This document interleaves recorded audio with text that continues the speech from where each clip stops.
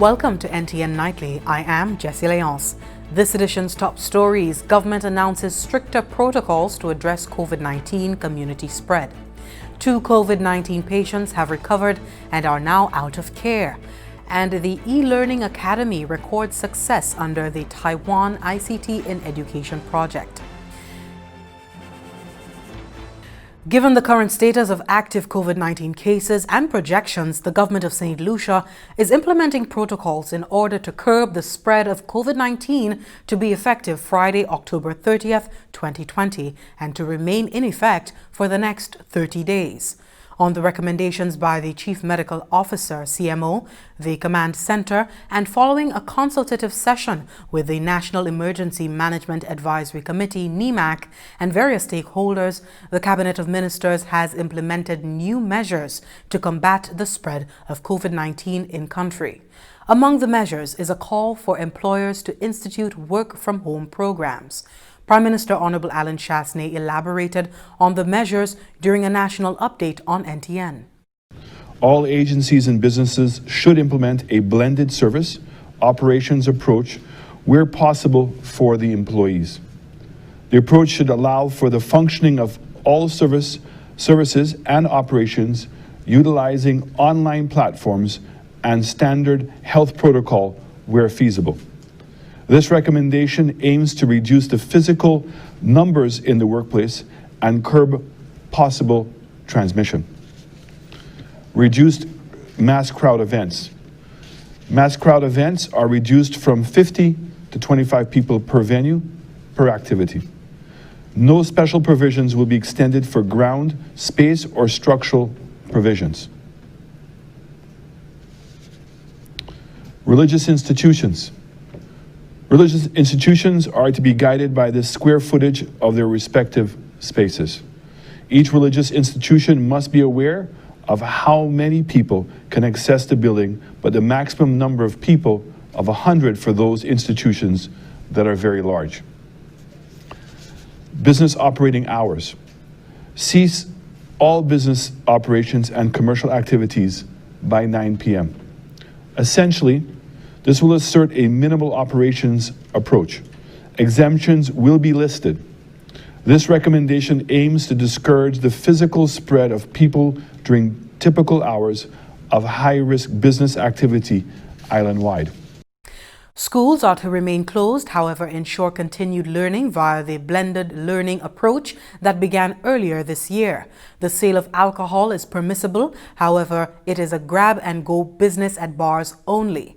All bars and restaurants are to close by 9 p.m.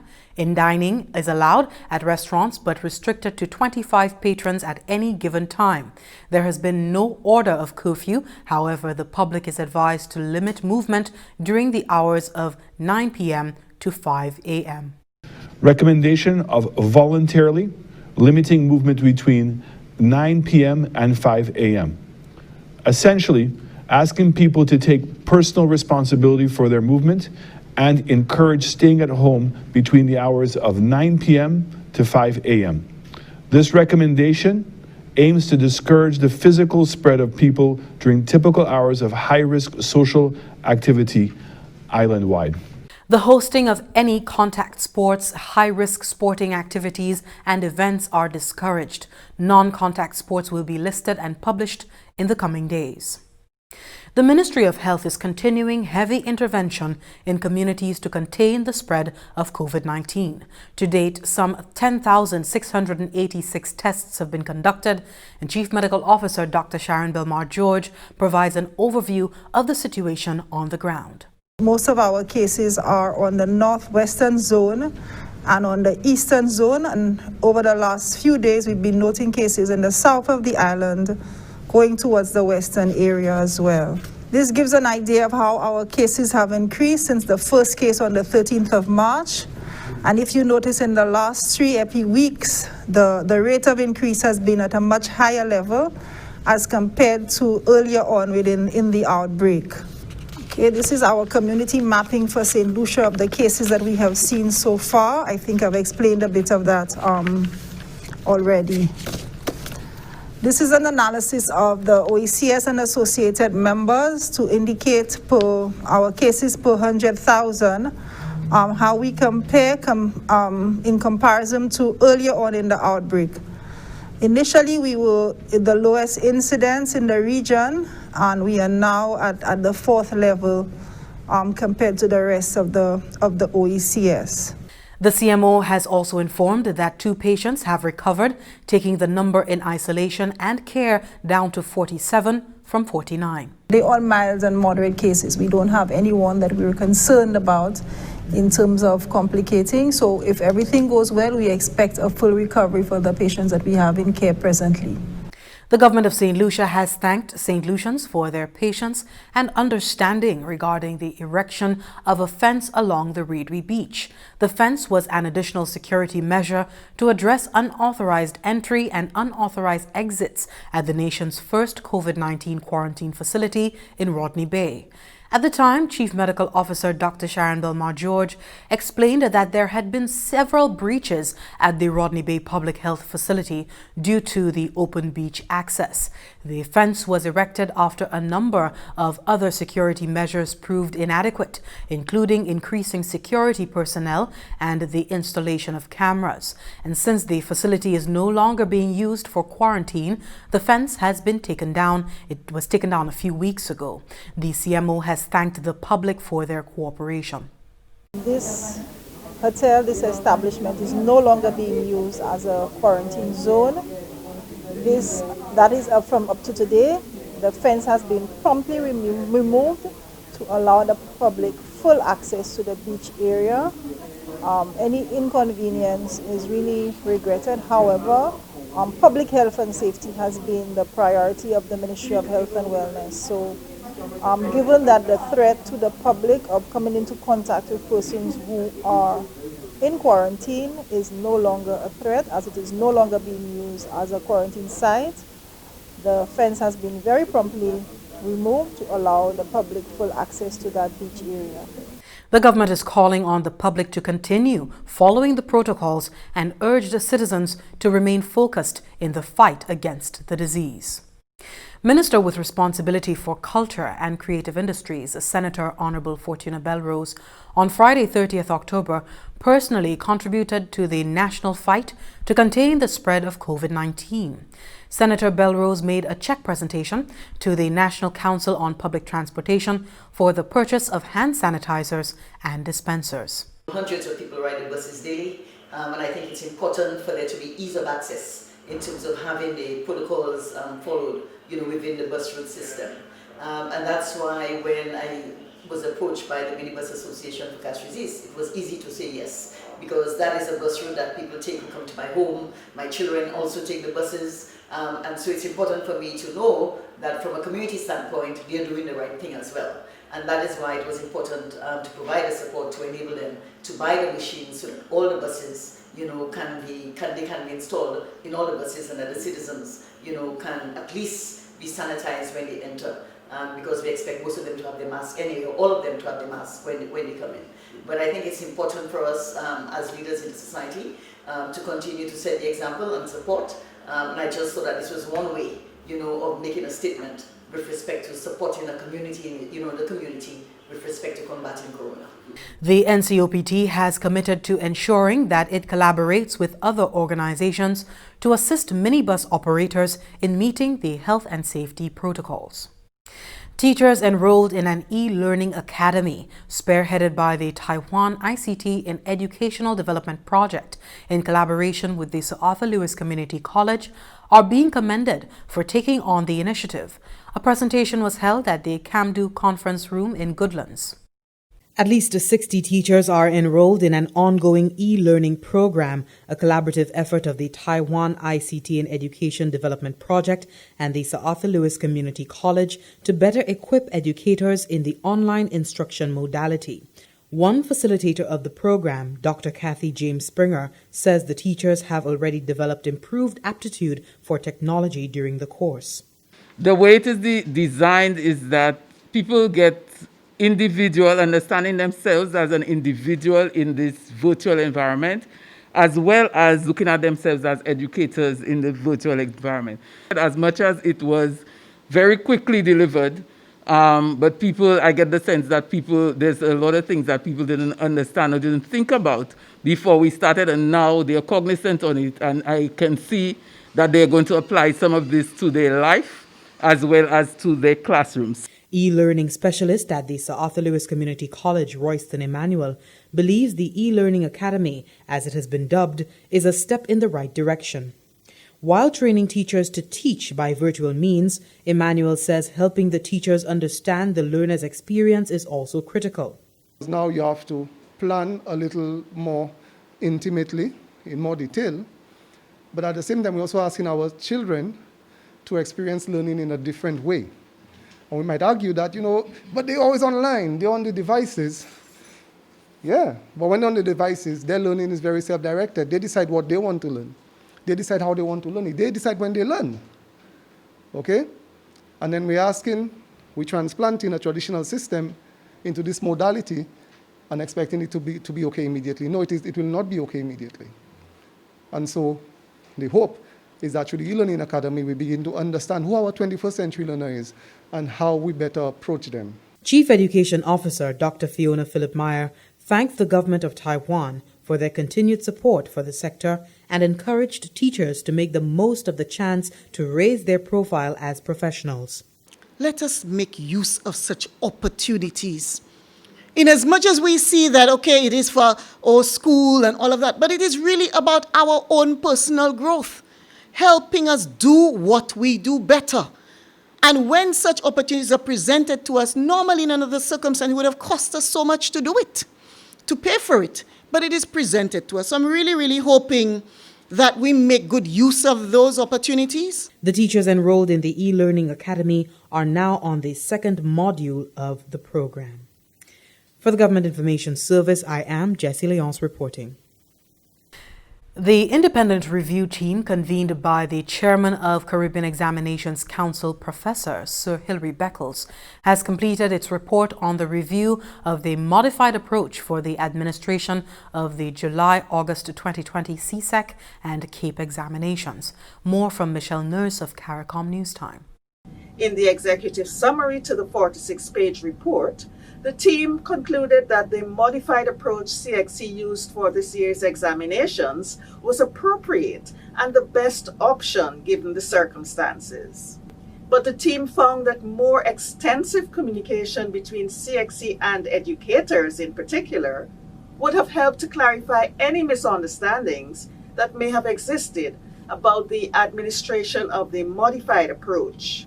It added that the processes which CXC proposed to use for grading and moderation could have been better explained to its stakeholders. The team said all queries and requests for reviews by candidates should be urgently addressed by CXC to maintain the fidelity of the CSEC and CAPE examinations, as well as to take account of the fact that the continued education prospects of students are in abeyance over the uncertainty of their grades. The report makes 23 recommendations, 8 of which are for immediate implementation to address specific issues noted in the 2020 examinations. They include training for teachers on CXC standards and a better network between CXC and teachers. The report added that several issues within CXC and at schools related to the scoring of school-based assessments need to be addressed. You can read the full report at cxc.org. And meantime, here at home, the Department of Education, Innovation and Gender Relations is informing the general public of the following. There is a 50% reduction in the fees for reviews for candidates who wrote the 2020 May-June examinations. Fees are now US $15 and must be paid through the purchase of a bank draft. Where a candidate submitted a request prior to this decision, a 50% refund will be given to those candidates whose reviews did not result in a grade change, and full refund for those who attained an improved grade. The deadline for the submission of requests for queries and reviews is 6th November 2020. The deadline for registration for January 2021 examinations has been extended to 11th November 2020. For further information, contact the Evaluation and Assessment Unit of the Department at 468-5222 or 5242 or 5243. And finally, some 80 volunteers have enlisted in the Replast OECS plastic recycling project. Details in this report. The Replast OECS pilot plastic recycling project is currently formalizing partnership arrangements with the constituency councils of Grosley and Vieux South, the Library Development Foundation, and the Caribbean Youth Environment Network to establish and operate designated points for the collection of plastic waste in the form of PET and HDPE beverage containers. The project conducted training last Saturday for close to 80 community volunteers from Grosley and environs, Castries, Vieux and Lavery. Those persons will be trained, they would be exposed to the whole issue of plastic recycling in general, waste management, and also the specifics of the operations of the collection point. So this is our very first activity, and the intention is to give them like a broad orientation today. We will continue to have ongoing training. The next training session would be a more hands-on training session on the ground. The training was facilitated by Mrs. Geraldine Lendo Gabriel, a business development consultant and former general manager of the St. Lucia Solid Waste Management Authority. We expect the participants to see this as also an opportunity beyond just this pilot project. We've referred to them as pilots. Pilots not just as part of a pilot project, but pilots who, if they steer this ship effectively, we will have on the ground a sustainable program which will address not just plastics, but goes beyond plastic waste. Replast collection points will operate from the Library Development Foundation grounds, the park adjoining the Aquatic Center in Rodney Bay, Grosley, the Vieux Town Square, and in Castries at the Mega J Car Park and Serenity Park. Town Clerk of the Vieux South Constituency Council, Kizzy Joseph, says the council, which is responsible for the management of waste in that constituency, sees the Replast OECS project as an opportunity to create a significant shift in attitudes with regard to how people perceive the problem of improper plastic waste disposal and their role in it. We need to realize that the less waste we throw in the environment, then the better off we will be. The less waste that goes into the landfill, the longer the lifespan of the landfill. Leon Kuhlman, who will be volunteering at the Grosley Replast collection point, says as a water sports enthusiast, the issue of plastic pollution is personal. Actually, I took a trip last year in the Great Barrier Reef, and I noticed that it is not how it seems in the documentaries and on the History Channel. It's very dilapidated. The amount of species that you'll find down there it's not like you can imagine. So I'm very happy to be part of this initiative to help change that outlook and improve our wildlife, especially in the marine sector. Volunteers automatically qualify for Replast Rewards card and to earn points for their service. Following the establishment and fine-tuning of operations at these initial 4 collection points, the aim is to upscale to other communities. Persons wishing to become Replast collection point volunteers can contact the project at recycleplastics@unitecaribbean.com.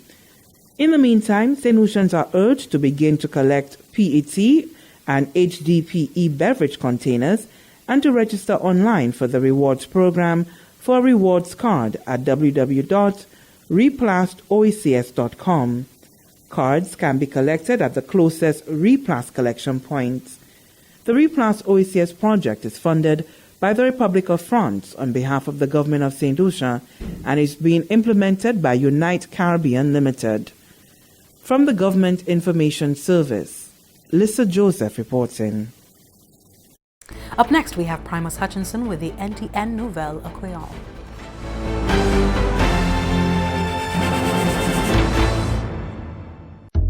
A habit of daily caring for the teeth, tongue, and gums not only improves your oral health, it also helps maintain a healthy body. Here's how. Be sure to wash your hands and your food before eating. Rinse your mouth thoroughly after every meal and after brushing your teeth. Floss at least once a day before you brush your teeth along the lines of your teeth. Brush at least twice a day, including before bedtime. Ensure you cover the entire tooth surface. Avoid sticky and sugary foods, including candy, as well as carbonated drinks, as they increase your chances of getting cavities. Consume lots of water, fruits, and vegetables daily. Wait at least 15 minutes after having acidic food and drink, such as citrus fruits and soft drinks, before brushing your teeth. This prevents damage to your teeth's enamel. Visit your dentist twice yearly. For further information, call the Dental Services Unit of the Ministry of Health and Wellness at 468-5314.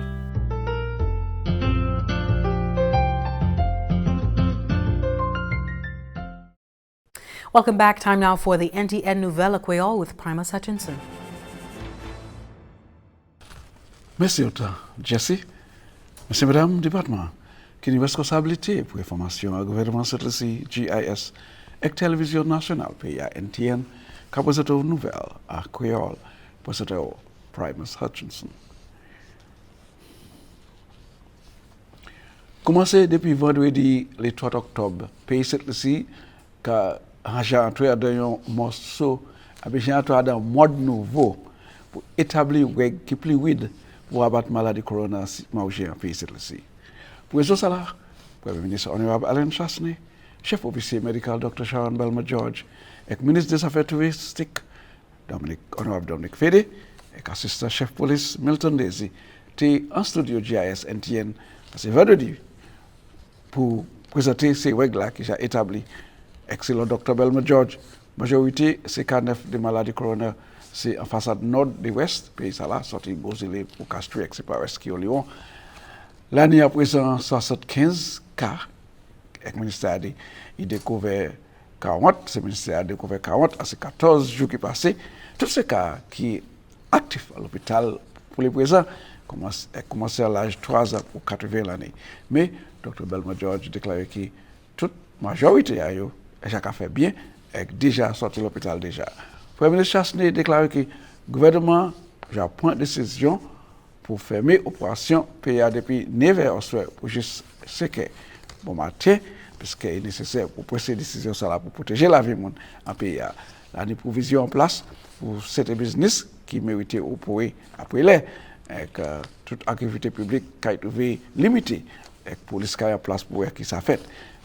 Avec le sport, service de l'église, supposé ni pas plus qu'il y a 100 personnes, et ça dépend sur la jet établissement.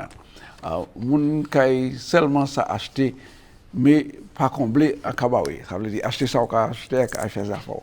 Pièce moun pas supposé combler à Kabawe les autres côtés. Premier ministre là a plaidé et puis même public là pour rester à Kaï si véritablement nécessaire pour sortir dehors.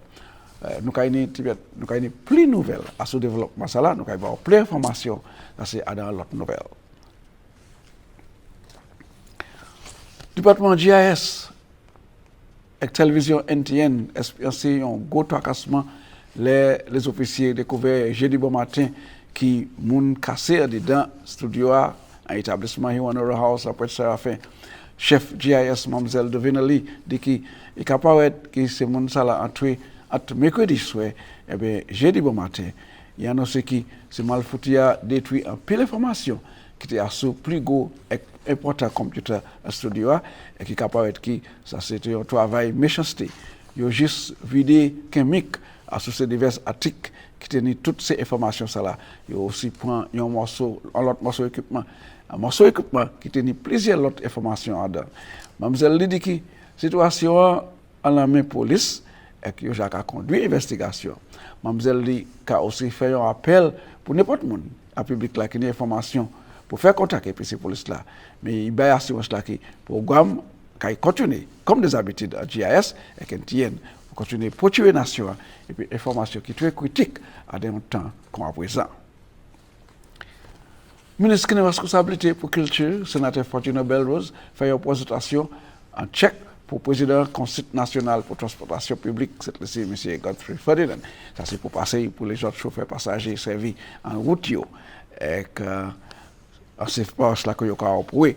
Présentation ça là, c'est pour acheter dispenser sanitizer pour placer à bord sur le toit pour abattre la maladie corona. Selon le sénateur Belrose, c'est une initiative qui a apporté bonne valeur et protection pour les gens qui ont servi ces diverses routes là. Parce que les gens qui viennent la caille, qui prennent ces bus là, so ça c'est route pour la caille aussi. And so it is nécessaire pour buy pour ça pour minibus association là, so il ça acheter ces machines ça pour faire tout le monde, sanitize koyo avant yo atwe. Mesdames, mesdames, ça c'est côté notre nouvelle là, moi quand même sur autant pour garder, moi quand avoir invitation pour je puis moi considérer conserver la vie, n'ai pas sur l'autre nouvelle encore. C'est pour c'était tout pour une bonne finissement de semaine et toujours prendre bonne précaution quand on pays la anniversaire aussi supposé en caille et que ce pas rien important pour faire. Précaution pour nous sauver la vie nous toutes en pays cette ici. Et ça c'est le mon vieux pour surtout Mademoiselle Jessie. Merci Appeal Primus. Well, that takes us to the end of NTN Nightly. Join us next time at 7 p.m. with a repeat at 7 a.m. You can also catch up with us anytime on the St. Lucia Government Facebook page or our YouTube channel. I'm Jessie Leon signing off for now. Do enjoy your weekend and stay tuned for more NTN programming.